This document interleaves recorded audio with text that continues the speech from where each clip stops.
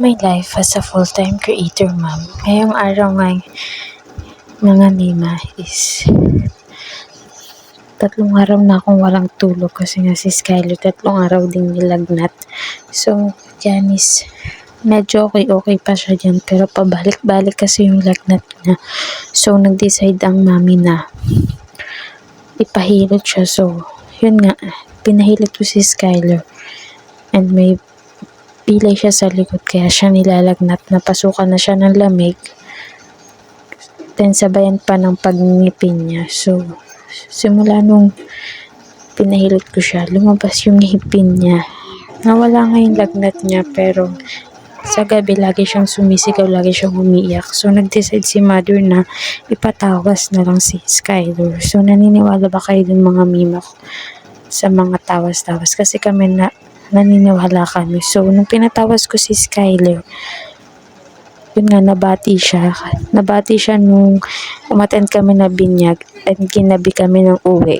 Then, wala akong dalang pangontra ni Skyler. So, yun, nabati siya ng babae. Kasi puro puno dun sa place na pinuntahan namin. So, simula nung pagka-uwi namin, sinubo ko si Skyler ng alas 6. Then, ginawan ko siya ng pangontra. Nilagyan ko siya ng asin na binalutan ng pulang tela. So, tuwing gabi, natatakot na kasi ako na dalawin ulit siya or takutin ulit siya nung bumati sa kanya. So, ayun, tuwing gabi, lagi ko siyang kinukumutan ng pulang damit. Ayun, kinabukasan, sobrang himbing ng tulog ni Skyler. So, ayan, kinabukasan na yan, pagkagising niya, sobrang harot niya na and hindi na rin siya nilalagnat. So, kaya yun, lagi ko siyang kinukumutan talaga ng damit na pula para mahimbing yung tulog niya. Pantang tanghali nga, sumalis ako para bumili ng gatas ni Skyler. Ginatas ko na ulit siya. Malakas siya kumain mga mima pero sa gatas, inaayawan niya yung gatas niya. So, gatas lang talaga yung bibilin ko pero napabili ako ng 2 terong damit ni Skyler. So, totoo nga yung mga sinasabi nila na kapag naging nanay ka na, di baling hindi mo mabili yung mga gusto mo basta para sa anak mo. Tapos bibilin mo. Talagang nakita ko yung mga damit, bagay to kay Skyler. So, ayun, binili ko na siya. So, kahit na may bibili na ako para sa sarili ko, hindi ko na nabili.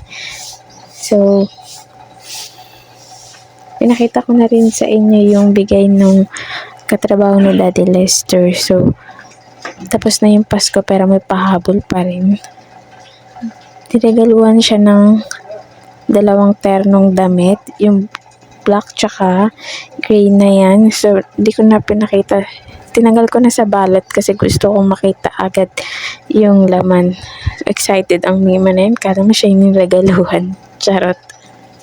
Bumili na rin ako dyan mga mima ng lagayan ng baso para pag lumipat kami, may gagamitin kami. So, kinagabihan guys, nakatulog na si Skyler. Lagi ko talaga siyang lalagyan, kinukumutan ng pulang damit para hindi na siya balikan nung nakabati sa kanya. So, natatakot na talaga ako mga mima.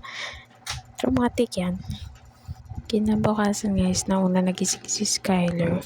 So, dahil nga masarap ang tulog niya, so yun, pumapalakpak pa siya talaga mga mima kasi nakatulog siya ng maayos. Pagkatapos nga lagnatin ni Skyler, si Daddy Lester naman yung nilagnat.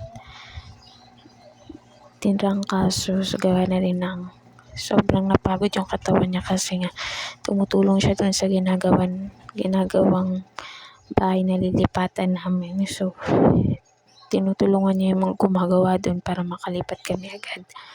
So, ayan, ang kapalit niya ni trangkaso. So, 2 araw siyang hindi nakapasok. So, nung naliguan ko naman si Skyler, tinry ko na siyang patidein. So, lately talaga nahihirapan ako kay Skyler. Patidein siya. Malakas talaga siya kumain pero sa bote ayaw niya. Tinatapon niya lang. So, comment nga kayo mga mima kung ano bang pwedeng gawin kay Skyler. So, dahil nahihirapan talaga ako. So, si Daddy Lester is umuwi muna sa kanila. nagpaalam sa amo niya na hindi siya makakapasok. So, bago siya umuwi is bumili muna siya ng almusal. Hindi talaga papayag si Daddy Lester na kape lang tsaka biskwit. Talagang bibilihin ng sopas, spaghetti, palabok, kanyan, tsaka pandesal. Pero kapag ako lang, kami lang ni si Skyler, talagang okay na sa akin yung Milo tsaka biskwit. Pag siya, ayaw niya. Hindi siya papayag na gano'n lang yung kakainin ko. Tsaka si Skyler talagang sumasabay na sa amin sa almusal. So kapag nakikita siyang kumakain, kakain din siya. Ni Daddy Lester is nagluto na siya ng ulam. Talagang siya yung toko sa pagluluto tuwing hapon. Pero pag umaga naman is nagluluto naman ako. So dahil nga hindi po pwede si Daddy Lester magpakain kay Skyler. So ako na yung nagpresenta na magpakain kasi nga baka maawa pa si Skyler. So kahit nagugutom na ako mga mima, ako pa din pakain kay Skyler. Kasi gustong-gusto ni Skyler kumain ng kanin. Kaya yan, ang mami mo na magpapakain sa bata. Bandang mga hapon nga is umuwi muna si Daddy Lester para kumuha ng damit niya. And ako nagsimula na ako mag-sign para pagdating niya is ulam na lang lulutuin din para makapagpahinga pa siya. Kasi nga bukas papasok na ulit siya ng trabaho. So hindi ko pa siya pinipilit magtrabaho kasi baka mabinat siya. Pero ayun, kailangan na daw magtrabaho. Kaya then update pala sa bahay na lilipatan namin. So malapit na po kaming lumipat kasi nga gawa naman po yung bahay na yun. Ang problema lang is yung kisame and yung flooring. So baka ipatiles ng amo niya yung bahay na yun. And malay nyo mga mima, susunod na mag-upload ulit ako is ibang background na po yung makikita nyo sa mga videos ko. So ibig sabihin nun is nakalipat na po kami. So mag-update naman po ako mga mima. So wait na lang po natin yung pag-ayos ng bahay na lilipatan namin. So sorry po sa malaki kong tiyan, hindi po ako buntis.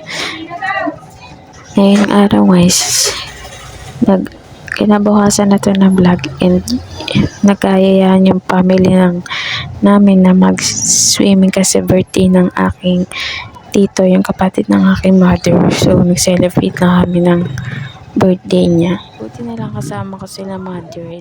Nadala namin yung stroller ni Skyler para hindi ako mahirapan sa pagkakargain. And hawak-hawak din naman ni Papa yung apo niya. So hindi ako masyadong nahirapan mga mima. Swimming kami mga mima sa Grotto Vista, and sa likod ng resort na to is yun yung bahay ni Daddy Lester. So malapit lang yung bahay ni Daddy Lester. So kaya pumunta rin kami ni Skyler sa kanyang daddy. Dahil nga hindi pwede mag-swimming si Skyler, pero nilagyan ko pa rin siya ng langis sa likod tsaka dibdib at paa. Then sa ulo niya. So dahil nga hindi kami pwede maligo kasi malamig yung tubig. Kaya hanggang tingin na lang muna kami sa mga lumalangoy. And ako, hindi talaga ako naligo. Mag-swimming. Talagang si Skyler lang yung pinasyal ko lang talaga si Skyler para hindi naman lagi nakikita niya yung buong bahay namin. Naglipat-lipat nga kami dyan and pinuntahan namin yung sawa. So napakalaki ng sawa dyan mga mima. So maririnig nyo dyan si Skyler, ingay-ingay niya, daldal. Pinunta lang namin dyan yung sawa. Actually dalawa yung sawa na yan pero mas malaki yung una na yan. So makikita niyo yung pangalan ng resort dyan mga mima, and kinuha sa akin ni Mother si Skyler para ilublob lang pero hindi buong katawan ni Skyler mga mima. Yung paa lang niya, and sobrang nakakatuwa na kasi na nag-i-enjoy si Skyler.